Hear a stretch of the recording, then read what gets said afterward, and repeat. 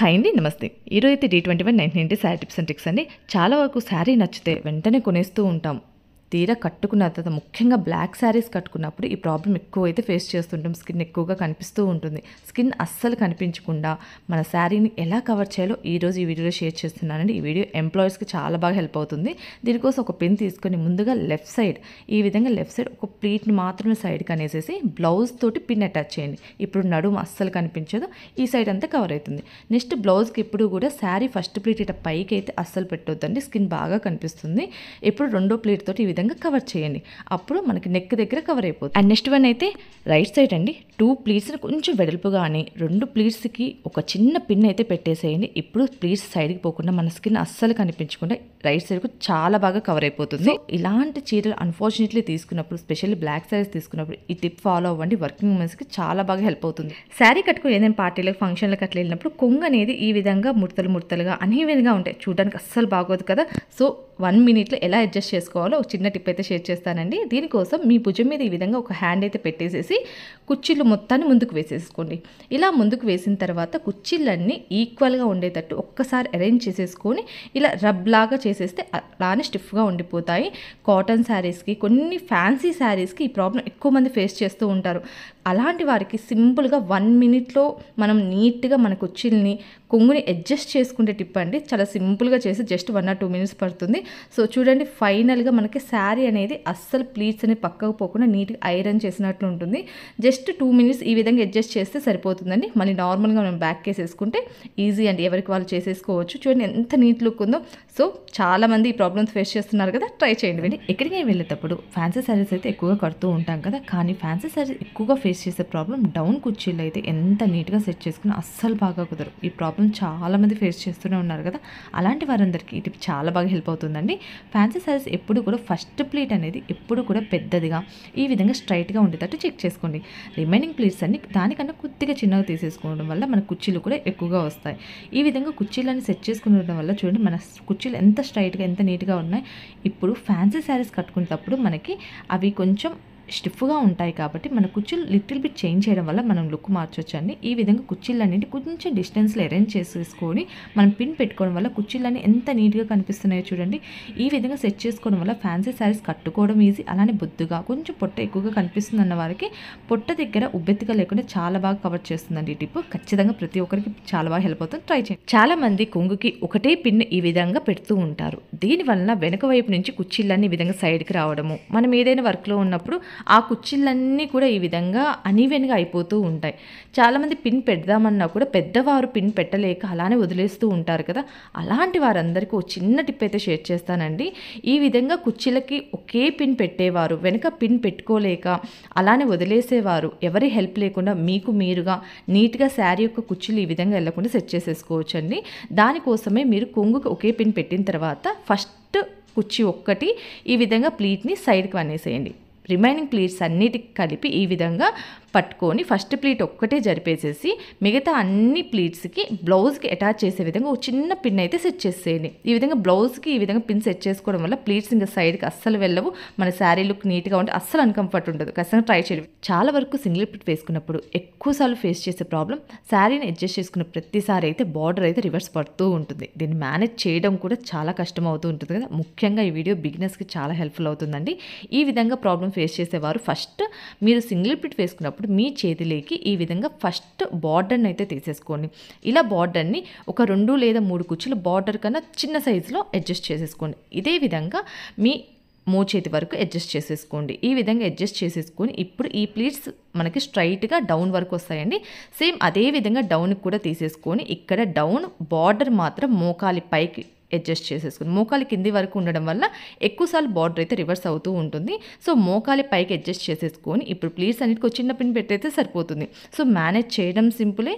So మనకి border అనేది reverse అవ్వకుండా చాలా సింపుల్ టెక్నిక్ అండి. ప్రతి ఒక్కరికి చాలా బాగా యూజ్ అవుతుంది. ఖచ్చితంగా డ్రెస్సెస్ వేసుకున్న, శారీస్ కట్టుకున్న ప్రతి ఒక్కరం ఫేస్ చేసిన ప్రాబ్లం పెట్టికోట్ అయితే కనిపిస్తూ ఉండడం, భుజాలు జారిపోవడం వల్ల అవి బయటికి కనిపిస్తూ ఉంటాయి.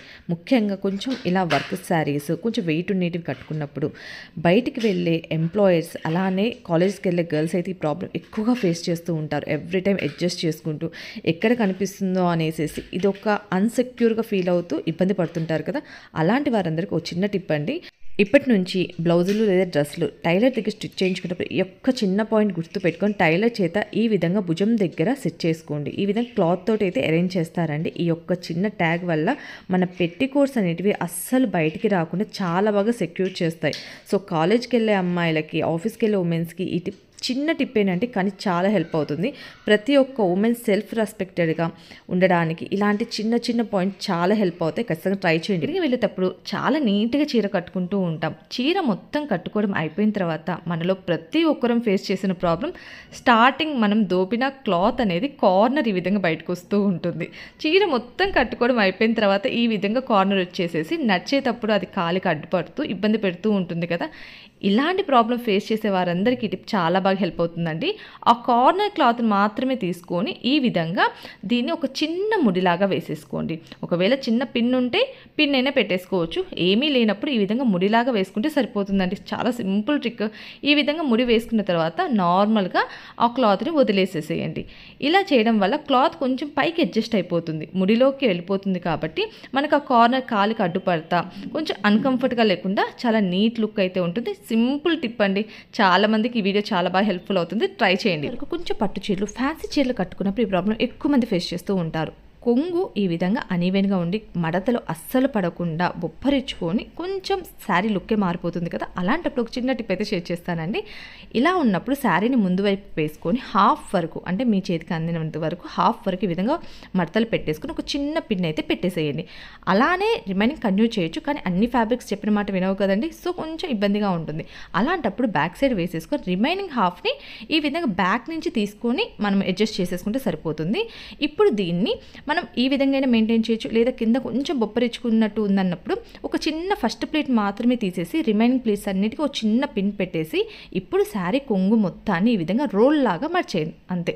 ఇప్పుడు శారీ అస్సలు చెక్కు చెదరదు. ఎంత రఫ్ చీరలైనా పట్టు చీరలైనా నీట్గా అయితే కూర్చుంటాయండి. ఈ ఒక్క చిన్న టిప్ ఫాలో అయ్యి చూడండి, చాలా బాగా వర్క్ అవుతుంది. సెంటెక్స్ అని చాలా వరకు చీర మొత్తం కట్టుకున్న తర్వాత కొద్దిగా అటు ఇటు నడిచేటప్పుడు చీర ముందు వైపు క్లాత్ అనేది కొద్దిగా ఫోల్డ్ అవుతూ ఉంటుంది. ఈ విధంగా వెనుక వైపు వరకు ఫోల్డ్ అవుతూనే ఉంటుంది. ఈ ప్రాబ్లం చాలామంది ఫేస్ చేస్తూనే ఉన్నారు. దీన్ని అడ్జస్ట్ చేసుకుంటూనే ఉంటారు.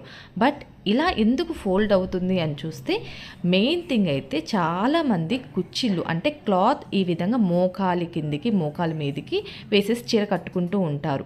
దానివల్ల మీరు కొద్దిగా దూరం అలా నడిచినప్పుడు, కొద్దిగా వాక్ చేసినప్పుడు ఈ ప్రాబ్లం ఎక్కువగా ఫేస్ చేస్తూ ఉంటారు. ఇక మీదట మీరు శారీ యొక్క ప్లీట్స్ అనేటివి కొద్దిగా మోకాలి పైకి ఈ విధంగా చిన్న ప్లీట్స్ లానే మోకాలి పైకి పెట్టడం వల్ల ఈ ప్రాబ్లం రిపీట్ అవ్వకుండా, అలా మడత పడకుండా మనకి శారీ అయితే నీట్ లుక్ ఉంటుంది. సో ఈ విధంగా నచ్చినప్పుడు కూడా మనకి మోకాల దగ్గర టచ్ అవ్వదు కాబట్టి మనకి ప్లీట్ అనేది ఫోల్డ్ అవ్వకుండా నీట్గా ఉంటుంది. సో నెక్స్ట్ టైం శారీ కట్టుకుంటే ఈ విధంగా మోకాలి పైకి ప్లీట్స్ ఉండే విధంగా చూడండి, చాలా బాగా వర్క్ అవుతుంది. ట్రై చేయండి. శారీ ఎంత బాగా కట్టుకున్నా కుచ్చిళ్ళు పెట్టుకునే విధానాన్ని బట్టి మనకి శారీ లుక్ అయితే ఉంటుంది కదా. సో కొంతమందికి మాత్రం భుజం దగ్గర కుచ్చిళ్ళు పిన్ పెట్టిన తర్వాత ఈ ప్రాబ్లం ఎక్కువ ఫేస్ చేస్తూ ఉంటారు. కొద్దిగా క్లాత్ అనేది సైడ్కి వచ్చి ఒక ప్లీట్ ఈ విధంగా మడత పడుతూ ఉంటుంది. ఈ ప్రాబ్లం చిన్న టిప్ అయితే షేర్ చేస్తానండి. ఇలా కొన్ని ఫ్యాబ్రిక్స్కి మాత్రమే ఈ ప్రాబ్లం వస్తుంది మనకైతే. అలాంటప్పుడు క్లాత్ని కార్నర్కి ఈ విధంగా పట్టుకొని ఫస్ట్ ప్లీట్ మాత్రమే సైడ్కి వనేసి లోపలి ప్లీట్ నుంచి ఈ విధంగా పిన్ లోపలి నుంచి అయితే పెట్టండి. ఇలా పెట్టడం వల్ల మనకి పిన్ అనేది పైకి కనిపించదు, ప్లీట్ మీద అస్సలు ఉండదు. కాబట్టి ఉబ్బెత్తుగా లేకుండా మనకి స్ట్రైట్గా అయితే ప్లీట్ ఉంటుంది.